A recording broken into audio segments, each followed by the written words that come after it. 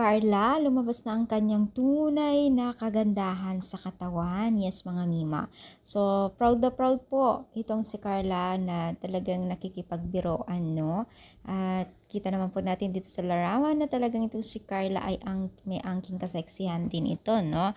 So, syempre bago natin ipagpatuloy ang ating pag-support today's video, kung bago ka pa lang sa aking channel, please subscribe, like, and pakit na rin po natin guys ang notification bell upang ma-update po tayo tuwing ako pinag-upload patungkol sa Team Kalingap.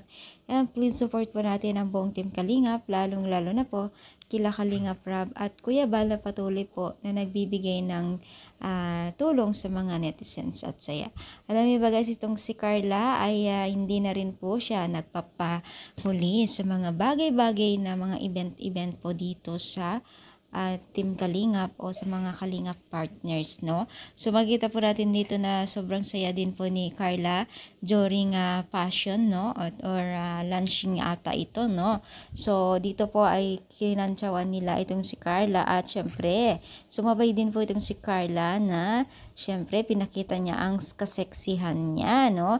Bagamat po may nagsasabi din na medyo unting reduce pa para maging sexy pa itong mas lalong sumeksi itong si Carla, which is totoo naman, no? At least nandyan tayo yung mga taga-supporters ni Carla na nagsasabi ng katotohanan at nagsusuporta at kung ano yung the best po talagang gawin ni Carla, which it's na napakalaking tulong naman po yan sa Team Kalingap, even din po sa mga tinutulungan po nila, no?